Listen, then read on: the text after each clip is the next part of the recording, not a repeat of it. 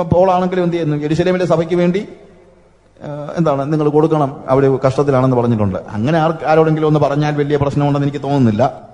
പക്ഷേ നിങ്ങൾക്ക് വേണ്ടി പണം പിരിക്കാൻ വാസ്തവം പറഞ്ഞാൽ ദൈവം ആഗ്രഹിക്കുന്നുണ്ടോ എന്നുള്ളത് നിങ്ങൾ ഒന്നുകൂടെ തിരക്കണം.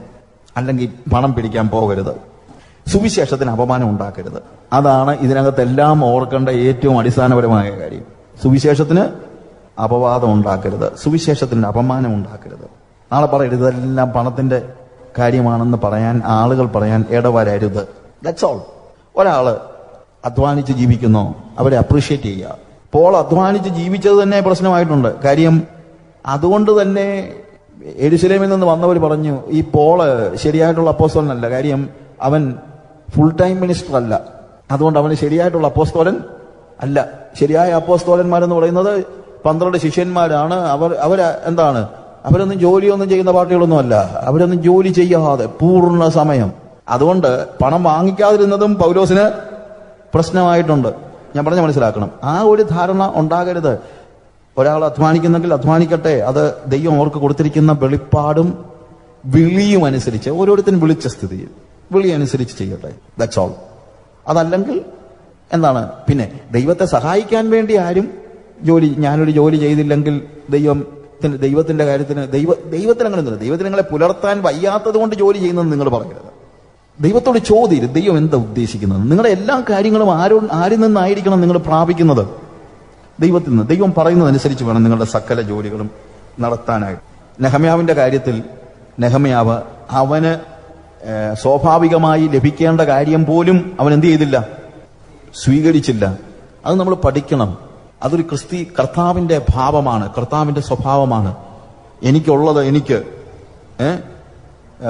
എന്ന് പറയുന്ന, ചിലപ്പം ഇതിനെക്കുറിച്ച് പൗലോസ് മാർ ഗ്രിഗോറിയസിന്റെ ഒരു ബുക്ക്, യേശു ക്രിസ്തുവിന്റെ ഉപമയായ നല്ല ശമരിയാക്കാരന്റെ ഉപമ, അതിനെക്കുറിച്ച് അദ്ദേഹം എഴുതിയ ഒരു ബുക്കുണ്ട്. അതിന്റെ പേര് മാഫിയ സോഫിയ ഗ്ലോറിയ എന്നാണ്, പൗലോസ് മാർ ഗ്രിഗോറിയസിന്റെ.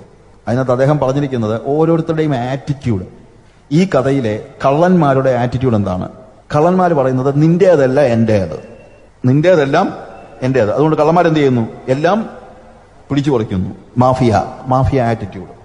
അവിടുത്തെ രണ്ടാമത്തെ ഗ്രൂപ്പ് എന്ന് പറയുന്നത് പുരോഹിതനും ലേവ്യനും. അവർ പറയുന്നത് നിന്റേത് നിന്റേത്, എന്റേത് എന്റേത്, എനിക്ക് ഇതിന്റെ ഒന്നും വേണ്ട, എന്റേതുകൊണ്ട് ഞാൻ തരത്തുമില്ല. ഇതാ ഇന്ന് പലരുടെയും ചിന്താഗതി. അവന്റെ കാര്യം അവൻ നോക്കിക്കോട്ടെ, എന്റെ കാര്യം ഞാൻ നോക്കും, ഇല്ലേ? എന്നാൽ മൂന്നാമത്തെ ആറ്റിറ്റ്യൂഡാണ് യഥാർത്ഥത്തിൽ ദൈവികമായ സ്വഭാവം. സോഫിയ അല്ല, ഗ്ലോറിയ. ഗ്ലോറിയ എന്താണ്? ഗ്ലോറിയസ് ആയിട്ടുള്ള ആറ്റിറ്റ്യൂഡ് എന്ന് പറയുന്നത്, സഹോദര, എന്റേത് നിന്റേതും കൂടെയാണ്. അതാണ് ഗ്ലോറിയ. അതാണ് ക്രിസ്തുവിന്റെ സ്വഭാവം. ക്രിസ്തുവിന്റെ സ്വഭാവം മാഫിയ അല്ല, നിന്റേതെല്ലാം എന്റേതെന്ന് പറയുന്നതല്ല. ക്രിസ്തുവിന്റെ സ്വഭാവം സോഫിയായുമല്ല, അത് മാനുഷികമായി ഉള്ള ഒരു സ്വഭാവമാണ് സോഫിയ. നിന്റേത് നിന്റേത്, എന്റേത് എന്റേത്. നിന്റെ കാര്യം നീ നോക്കിക്കോണം, എന്റെ കാര്യം ഞാൻ നോക്കിക്കോളാം. ഇന്ന് പൊതുവെ അതാണ് വന്നിരിക്കുന്നതല്ലേ. ഇന്ന് പിടിച്ചുപറിയൊക്കെ കുറവായിരിക്കും, പക്ഷേ വിട്ടുകൊടുക്കാൻ ആരും തയ്യാറല്ല. നമുക്കുള്ള ആശ്വാസം ഞാൻ പിടിച്ചുപറിച്ചില്ലല്ലോ എന്നുള്ളതാണ്. എന്റെ ബ്രദറെ, ഞാൻ അവനെ പോലെ ഒന്നും മാഫിയ ഒന്നുമല്ല, പക്ഷേ നീ ഗ്ലോറിയ അല്ലെന്നും ആലോചിക്കണം. അതുകൊണ്ട് യഥാർത്ഥ ആറ്റിറ്റ്യൂഡ് എന്താണ്? എന്റേത്. അവനെന്താണ്? അവൻ ഒരു പക്ഷേ കുതിരപ്പുറത്താണ് വന്നതെങ്കിൽ അവൻ ആ കുതിരപ്പുറത്ത് നിന്ന് താഴെ ഇറങ്ങി, ഇനി കഴുതപ്പുറത്താണെങ്കിൽ കഴുതപ്പുറത്ത് നിന്ന് താഴെ ഇറങ്ങി വഴിയിൽ കിടക്കുന്ന മനുഷ്യനെ അവൻ എടുത്തുകൊണ്ട് സത്രത്തിൽ കൊണ്ടുപോയി അവന്റെ സകല പരിപാടിയും തീർന്നില്ലേ? അവന് സ്വന്തമായിട്ട് അവനെവിടെങ്കിലും പോകാൻ വേണ്ടി വന്നതാണല്ലോ, അല്ലേ? അവന്റെ പോക്കെല്ലാം തീർന്നില്ലേ? അവന്റെ മുഹൂർത്തമൊക്കെ തെറ്റിയില്ലേ? എല്ലാം പോയില്ലേ? അവനെല്ലാം നഷ്ടമല്ലേ? അവന്റെ സമയം നഷ്ടപ്പെട്ടു, പണം നഷ്ടപ്പെട്ടു, ആരോഗ്യം നഷ്ടപ്പെട്ടു, എന്തെല്ലാം കാര്യങ്ങൾ. പിന്നെ അവൻ പറഞ്ഞില്ല, കള്ളന്മാർ ഇനി എപ്പോഴാ വരുന്നതെന്ന് അറിയത്തില്ല, എനിക്ക് അതിനു മുമ്പ് അങ്ങ് രക്ഷപ്പെടണമെന്ന് പറഞ്ഞില്ല. കള്ളന്മാരിട്ട് ഇത് കൊണ്ടുപോയിരിക്കല്ലേ? അവൻ റിസ്ക് എടുത്തിട്ടാണ്. നമ്മുടെ ജീവിതത്തിൽ അതാണ് ആവശ്യം. കള്ളന്മാർ വരുന്നെങ്കിൽ വരട്ടെ, അവൻ എന്നെ കൂടെ കൊല്ലുന്നെങ്കിൽ കൊല്ലട്ടെ, ഞാൻ തയ്യാറാ. പക്ഷെ ഇവനെ ഇട്ടേച്ച് പോകത്തില്ല. അവനെന്റെ സഹോദരനാണ്, ഇവനെ ഞാൻ ഇട്ടിട്ട് പോകത്തില്ല. എന്റെ ജീവൻ പോയാലും ഞാൻ ഇവനെ ഇട്ടിട്ട് പോകത്തില്ല. അതാണ് ഗ്ലോറിയ, അതാണ് ഗ്ലോറിയസ് ആറ്റിറ്റ്യൂഡ്, അതാണ് യേശുവിന്റെ സ്വഭാവം എന്ന് പറയുന്നത്. പ്രിയമുള്ളവരെ, ഇതൊക്കെയാണ് നമ്മൾ കർത്താവിന്റെ സ്വഭാവം, അല്ലെ ദിവ്യ സ്വഭാവം എന്ന് പറയുമ്പോൾ പഠിക്കേണ്ടതായ കാര്യം. ദിവ്യ സ്വഭാവം നമുക്ക് ഉണ്ടാകാനായിട്ട് നമ്മളത് ആദ്യം മനസ്സിലാക്കണം. എന്താണ് നമ്മുടെ പ്രായോഗിക ജീവിതത്തിൽ എന്താണ് മറ്റുള്ളവർക്ക് വേണ്ടി ജീവിക്കാൻ തയ്യാറാകുന്നത്? അതാണ് ദിവ്യ സ്വഭാവം. എൻ്റെ സ്വന്തം ജീവനെ പോലും തൃണവൽഗണിച്ച് മറ്റുള്ളവർക്ക് വേണ്ടി ജീവിക്കാൻ. നമ്മൾ പുതിയ നിയമത്തിലേക്ക് വരുമ്പോൾ 1-2 കാര്യങ്ങൾ ഞാൻ പെട്ടെന്ന് പറയാണ്, നമ്മുടെ സമയം അവസാനിക്കുകയാണ്. നീതിമാനായ ഒരു വ്യക്തിയെക്കുറിച്ച് മത്തായിയുടെ സുവിശേഷം 1-ാം അധ്യായത്തിലുണ്ട്.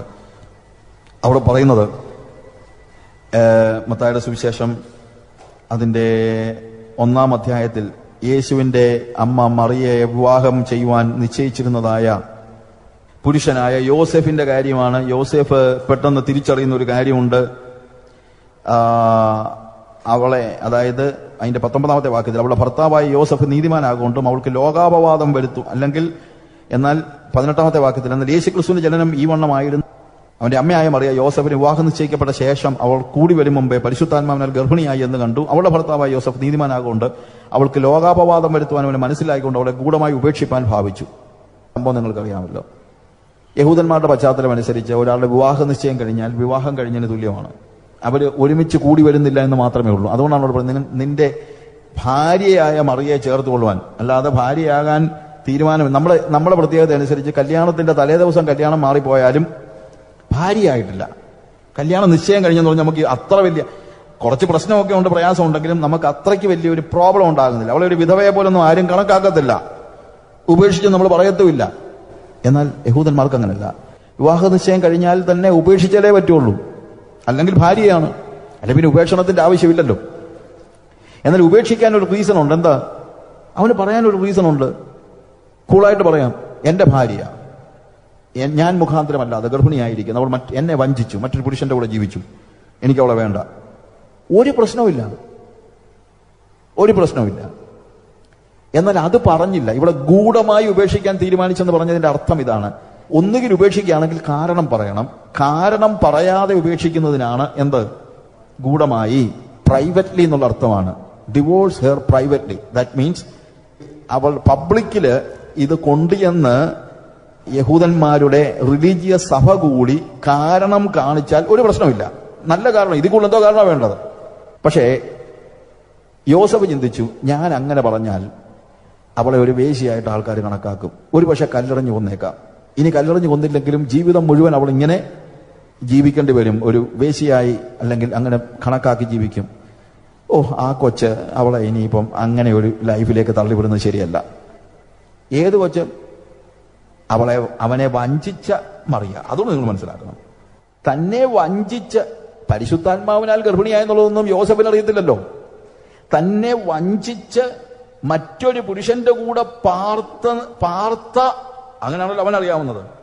ആ സ്ത്രീയെ, ആ വഞ്ചകിയായ സ്ത്രീയെ, ആ പെൺകുട്ടിയെ ലോകാപവാദം വരുത്തരുതെന്ന് യോസഫ് തീരുമാനിച്ചു. അതാണ് ക്രിസ്തുവിന്റെ സ്വഭാവം. നോക്ക്, അതുകൊണ്ട് അവളെ പ്രൈവറ്റായിട്ട് ഉപേക്ഷിക്കാൻ തീരുമാനിച്ചു. ഈ പ്രൈവറ്റായിട്ട് ഉപേക്ഷിക്കുമ്പോൾ ഒരു മറ്റൊരു പ്രശ്നമുണ്ട്. കാരണം കാണിച്ചാൽ എല്ലാവർക്കും കൃത്യമായിട്ട് മനസ്സിലാകുന്ന ഒരു കാരണം, അവൾ ഗർഭിണിയാ. പക്ഷെ കാരണം കാണിച്ചില്ലെങ്കിലുള്ള പ്രത്യേകതയുണ്ടല്ലോ. കാരണം നാട്ടുകാർ കണ്ടുപിടിക്കും. ഞാൻ കാരണം, ഇപ്പൊ യോസഫ് കാരണം പറഞ്ഞില്ലെങ്കിൽ കാരണം ആര് കണ്ടുപിടിക്കും? നാട്ടുകാർ കണ്ടുപിടിക്കും. നാട്ടുകാർ എന്നാ പറയും? വഞ്ചകൻ, ഒരു പെണ്ണിനെ കെട്ടിച്ചു കൊടുത്തതാണ്, അവനറിയത്തില്ലേ കല്യാണം കഴിയുന്നത് വരെ കൂടെ പാർക്കരുതെന്ന്. എന്നിട്ട് ഇപ്പൊ കല്യാണം കഴിക്കാതെ, കല്യാണം തീരുന്നത് വരെ, കല്യാണത്തിന്റെ അന്തിമ ഇത് വരുന്നതിന് മുമ്പ് അവളുടെ കൂടെ താമസിച്ച് അവളെ ഗർഭിണിയാക്കിയിട്ട് ഇട്ടേച്ചു പോവുകയല്ലേ, വഞ്ചകൻ. ഇപ്പോൾ അപവാദം ആർക്കായി? യോസഫിനായി.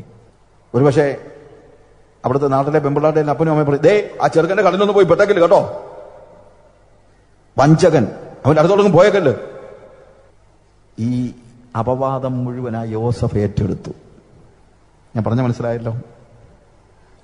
യേശുവിന്റെ സ്വഭാവം നമ്മളെ സ്നേഹിക്കുന്നവരെ സ്നേഹിക്കുന്നത് മാത്രമല്ല, നമ്മളെ വഞ്ചിക്കുന്നവരെ പോലും സ്നേഹിക്കുന്നതാണ്. നമ്മളെ വഞ്ചിക്കുന്നവരെ പോലും, കുടുംബജീവിതത്തിൽ എവിടെയാണെങ്കിലും നമ്മളെ വഞ്ചിക്കുന്നവരെ പോലും സ്നേഹിക്കുന്നതാണ് യഥാർത്ഥ ആത്മീയ ജീവിതം. അവനെക്കുറിച്ചാണ് പറഞ്ഞിരിക്കുന്നത്, അവൻ നീതിമാനാകൊണ്ട്. അതാണ് നീതി. ന്യായം വേറെ, നീതി വേറെ. ന്യായം അനുസരിച്ച് അവൻ അവളെ ഉപേക്ഷിക്കാം, പക്ഷെ നീതി അനുസരിച്ച് അവളുടെ അപമാനം ഏറ്റെടുക്കാം. നമ്മൾ ഫോളോ ചെയ്യുന്നത് ന്യായമാണോ നീതിയാണോ എന്നുള്ളതാണ്. നമുക്ക് രണ്ടും ഒരുപോലെ തോന്നുന്നത്. ഞാനിവിടെ പറഞ്ഞത് ന്യായം എന്ന് ഞാൻ പറയുന്നത് ന്യായമായി പറഞ്ഞാൽ, ന്യായം പറഞ്ഞാൽ വേണമെങ്കിൽ അവളെ ഉപേക്ഷിക്കാം. പക്ഷേ സ്വന്തം അപമാനത്തെ അലക്ഷ്യമാക്കി, യേശുക്രിസ്തുവിനെ കുറിച്ച് പറയുമ്പോൾ എന്താ പറയുന്നത്? അവൻ അപമാനം അലക്ഷ്യമാക്കി ക്രൂശിനെ സഹിച്ചു. പ്രിയമുള്ളവരെ, നമ്മുടെ ജീവിതത്തിൽ യേശുവിന്റെ ദിവ്യ സ്വഭാവം എന്ന് പറയുമ്പോൾ ഇത് നമ്മുടെ മനസ്സിൽ വരുന്നുണ്ടോ? മറ്റുള്ളവരുടെ അപമാനം ഏറ്റെടുക്കാൻ, അവരുടെ കഷ്ടത ഏറ്റെടുക്കുവാൻ, അവരുടെ പ്രശ്നം ഏറ്റെടുക്കുവാൻ. ചിലപ്പോൾ നീതിയായിരിക്കുവാന്ന് അറിയില്ല. ഈ കഴിഞ്ഞ ദിവസം ഒരു പാസ്റ്ററിന്റെ അടുത്ത് പറഞ്ഞൊരു സ്റ്റോറി. അദ്ദേഹം പറഞ്ഞു, അദ്ദേഹത്തിന്റെ ഒരു വിശ്വാസി ഒരു ലോഡ്ജ് നടത്തുകയായിരുന്നു. അവിടെ അതിന് പ്രോപ്പർ പേപ്പേഴ്സ് ഇല്ലായിരുന്നു. ശരിക്കും പറഞ്ഞു കഴിഞ്ഞാൽ കൈൻഡ് ഓഫ് ഇല്ലീഗൽ എന്നൊന്നും പറയാം. ഗ്രാമം, വലിയ സിറ്റി അല്ല. അപ്പൊ അതുകൊണ്ട് അവിടെ ഇവരൊരു ലോഡ്ജ് പോലെ മാസം വാടകയ്ക്ക് ആളുകളെ കൊടുത്തിരുന്നു. That's all. അതിനൊക്കെ നിയമപരമായി ഒത്തിരി കാര്യങ്ങളൊക്കെ ഉണ്ടായിരിക്കാം. എന്നാൽ ഒരുത്തന് അതിനകത്ത് സൂയിസൈഡ് ചെയ്തു. അത് ആരും അറിഞ്ഞില്ല. ഒരാഴ്ചയായി മരിച്ചവിടെ കിടന്നു. ആ ശവം പിന്നെ പോസ്റ്റ്മോർട്ടം ഒക്കെ ചെയ്ത് കാര്യങ്ങളെല്ലാം ചെയ്തു. പക്ഷേ കേസ് വരുമ്പോഴത്തേക്ക് എന്ത് പറഞ്ഞാണ്, ഇറ്റ്സ് എ ബിഗ് പ്രോബ്ലം. അപ്പോൾ ഈ പാസ്റ്റർ പറഞ്ഞത്, അവന്റെ ഒരു ഹിന്ദുവായ സുഹൃത്ത് ഒരു ദിവസം, ഇപ്പൊ പോലീസിന്റെ കേസ് വന്നു കഴിഞ്ഞാൽ ആകെപ്പാടെ കാര്യങ്ങളെല്ലാം ഇവൻ അവതാളത്തിലാകും. അവൻ വന്നിട്ട് ഒരു കടലാസ് എടുത്ത് കൂട്ടുകാരൻ പറഞ്ഞു, എടാ ഇവിടെ ടോപ്പിടാൻ പറഞ്ഞു. ലോഡ്ജിന്റെ ഓണറോട് ഇവനും ബിപിയും കൂടി, ഇവൻ ആകെപ്പാടെ നമുക്ക് ആർക്കാണെങ്കിലും സംഭവിക്കുന്ന പ്രശ്നമല്ലേ, ഇവിടെ ഒപ്പിടാൻ പറഞ്ഞു. അവൻ ചോദിച്ചു, എന്താണ് ഈ കടലാസ്? നീ ഒപ്പിട്, ആദ്യം ഒപ്പിട്, പിന്നെ പറയാം. ഇവൻ ഒപ്പിട്ട് കൊടുത്തു. അതുപോലെ കൂട്ടുകാരാണ്. എന്നിട്ട് പറഞ്ഞു, പോയി കിടന്നുറങ്ങടാ. എന്തായിരുന്നു അറിയാമോ?